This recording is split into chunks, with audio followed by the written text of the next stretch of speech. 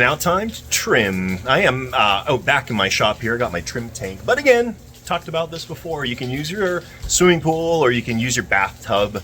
Both are equally as good. I have not trimmed this. I have not put it in the water. It's perfectly dry. I don't know if you can see that or not. Let's see where it floats. We can put the boat in the water. The issue is there's going to be a lot of trapped air in here because we didn't drill any holes. So what we're going to do, we're going to grab the boat, we're going to flip it upside down.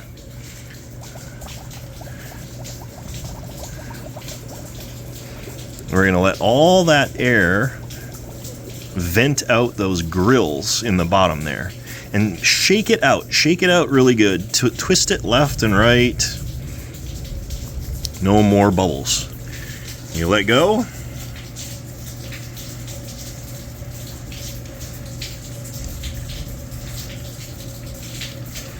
And this is where it's floating. Almost dead level, which is what we are after. Now, I would say that this is probably a tad high. But this would be a very safe buoyancy. These boats are really, really good, especially for beginner boats, because if you have any issues, take your hand off the stick and the boat will simply float back up to the surface. So, with that being the case, I am going to say that keeping it at this level of trim is probably just fine. Now, once you get more advanced, more confident in your operations, what you're going to want to do is ballast the boat down with a few more pieces of that lead that you had. And you're going to put those in the nose and in the tail because you've got no room in that center section. The ideal state for probably maximum enjoyment is right here. Perfectly level 1/2 of an inch down from the top of the tower. Let me grab some weights and we'll find out exactly how much you would want to add overall to get it to that point. So this is looking pretty awesome to me. What I've got in the front here are 3 1/2-ounce self-adhesive weights. I offer these at the Drydocks, but you can just simply take the weights that you have, and if you got it like a little kitchen scale, you're going to want 1.5 ounces of weight, and that is the location, about halfway down the nose section. And then in the stern, I've got just a little bit more. That's 2 ounces, just right at the seam there, a little ways back from there. So that brought it from, with the sail completely emerged to the sail floating with just 1/2 of an inch above. But it's going to run a lot more level. It's going to stay down at, depth a little bit easier. So that's completely up to you. I just showed you the 2 different trim levels that you can use when you trim your boat out. Those are the locations. Best of luck. So having just gone through that trimming operation, there is one more thing that I'm going to recommend. It's perfectly fine the way it is right now, but just to make it a little bit better, the hull really never comes out of the water when you operate this boat, but the sail does. And so you want to enable trapped air to get out of that sail. And there's some holes in there, but I would recommend drilling a few more. So like a 3/32 hole, you're going to want to put maybe one back there, one here, and one here. And that'll just allow more trapped air to come out more quickly. And you won't get that little trail of bubbles like you may have seen in one of my other videos, but it'll just make it a little easier to submerge and a little more fun to operate the boat.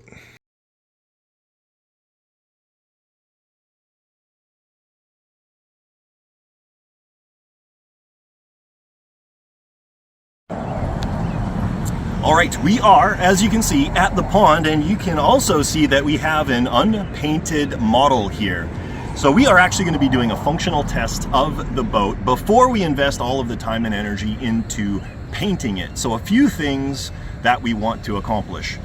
We're leaving it white for visibility. In murky water and in dark water and black water, the white is going to stand out like a sore thumb. It'll be easier to keep track. It's really important if you are a beginner submariner. That visibility is going to help you out a lot. The other thing is, as you're just learning a new boat, it's going to be very prone to nicks, dings, and scrapes. And so until you get your handle on the operation of the boat, how it behaves, it's a good idea to leave it unpainted. So what we're going to do now, we're going to throw it in the water. We're going to give it a little test. I'll let you know what I do to test RC Submarine out for the first time. We'll see what this thing does. All right, so we're going to launch the boat, and the neat thing about it being so small and easy to handle is it's easy to launch. So we're just going to submerge it nice and gentle, make sure it doesn't like sink right off the bat. I'm going to fill it up with water, and just like that trimming video, that trimming portion, we're going to get it all filled up with water. I'm going to drain all the air out of the entire boat. You can flip it upside down, shake all the bubbles out, and in theory, again, just like the trimming video, it should be floating. There we go. Just up at the top there. Okay, let's give this thing a try. All right, so what I like to do, first, obviously, check your control surfaces, make sure that they're functional. Check your throttle, make sure it works forward and back. And then just nice and easy, we're gonna go forward.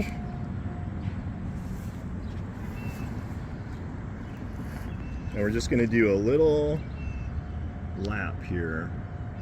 So I'm keeping it on the surface. Boy, this is only a 1/3 throttle, a 1/4 throttle. You can see it really does get up and move. Once you feel comfortable with the surface operation, now what you're going to do is just speed up a little bit and give it a little bit of down angle on the planes, and it pulls itself under the water.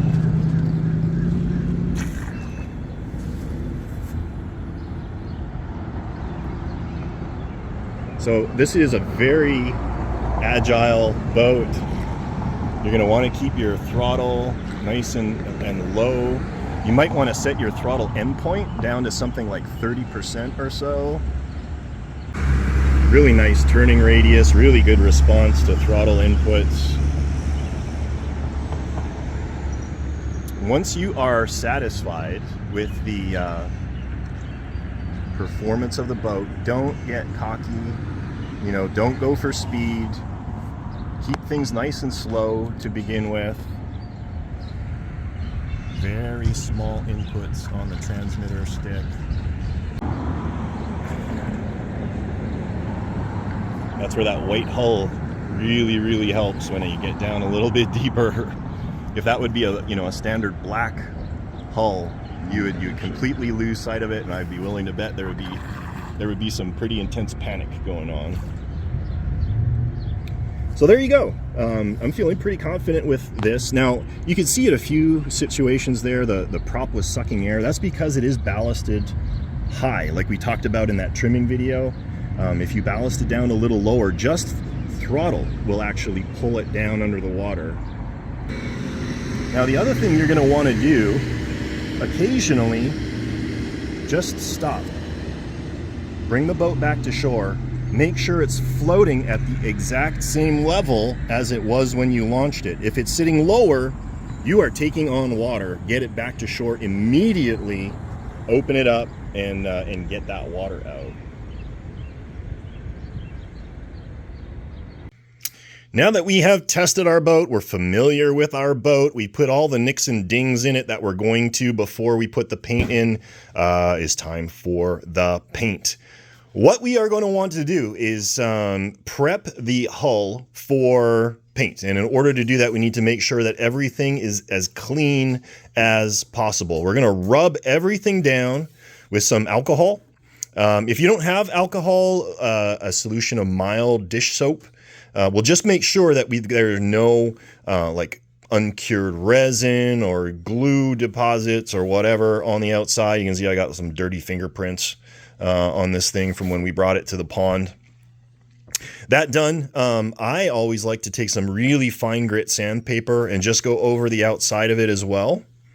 And then when that's done, you can also take like a scribing tool, or if you don't have a scribing tool, like a punch or an awl, anything with a fine tip on it, and you just want to get rid of, you know, any little greeblies that are stuck in the panel lines and that kind of thing. So we're just prepping it for paint, cleaning, sanding, scribing, and then we'll move on to the next step.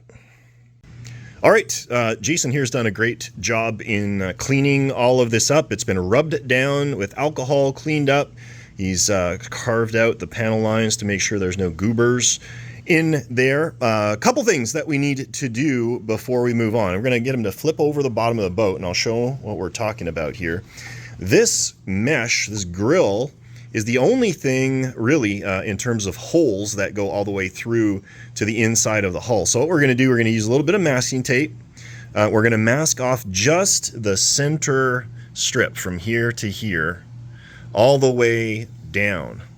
Now that does mean that ultimately at the end of the day that's going to be white, but unless you're rolling your boat upside down, you will never ever see it. And the other thing about that, when you're operating your boat, it's highly likely a lot of times that you'll be scraping along the bottom and putting bright white scratches in the bottom anyway, so really you're not losing out on much to do that. Only reason we're doing that is so that we can just drop the cylinder inside the boat without having to mask off the tube. It'll just stop any paint from getting in and marring your beautiful watertight cylinder. The other thing that you're going to want to do is just slip your tube off here and then loosen up your drive shaft and pop your prop out.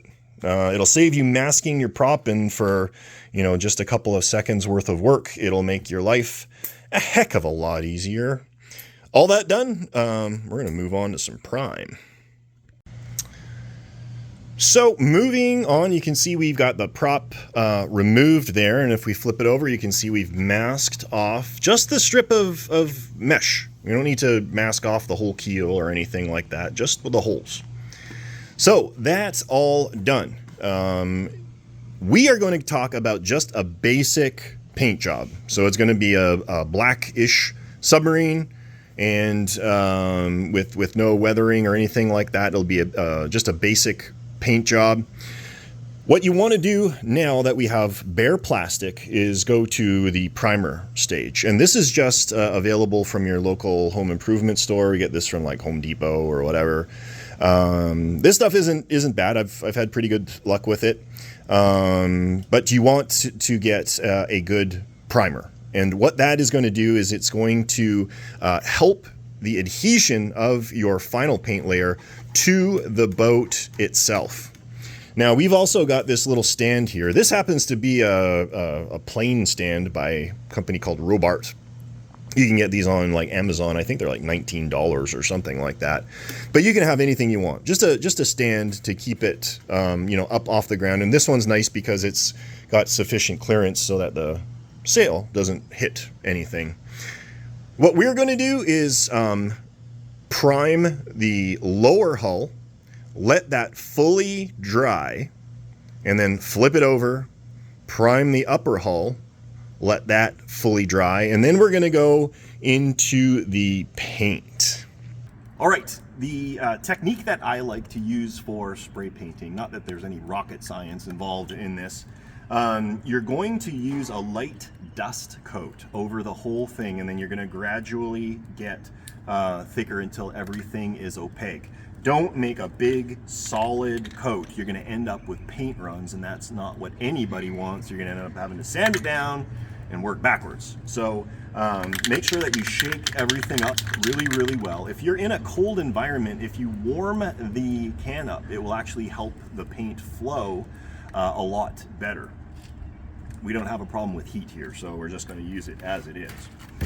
So what we're going to do here is just a light mist.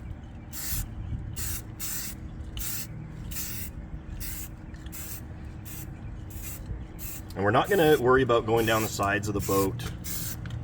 We're just going to want to catch everything that's up there. I'm going to go around the other side and get that.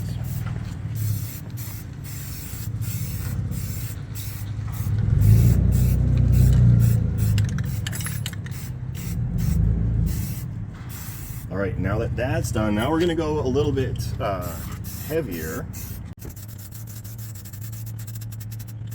All the way around the outside until the entire bottom coat is opaque.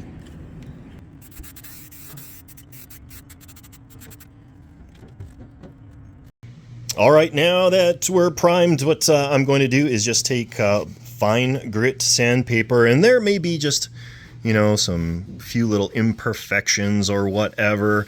Now's a great time just to knock those down with the fine grit sandpaper. The primer really pulls out any sort of imperfections in the hull that you may have missed. You know, if you got a fingerprint on there with some CA glue or whatever. Now would be your time to address that, knock that down with the sandpaper, and then we'll move on to paint. All right, now is the time to put your base color on your boat, and you may elect to end it right there and, you know, just kind of a black boat. But there's always future stages, but regardless of what you do with it, you need that base coat. With that in mind, what we are going to do is we are going to use, or I recommend, this chalked paint. This is like a deep charcoal color. It's not black. And it's not really gray. It's like a charcoal, deep gray color. And the reason for that is because of the scale appearance of a boat from a distance. In real life, even a black boat actually looks gray. So we're mimicking that with this particular boat. So this is a Rust-Oleum product called Chalked. Goes on really nice. And we're going to use the same technique that we did for the primer and apply the base coat to the entire boat. Good luck. So if you followed our instructions, you should have sitting before you a boat that resembles what I have sitting in front of me.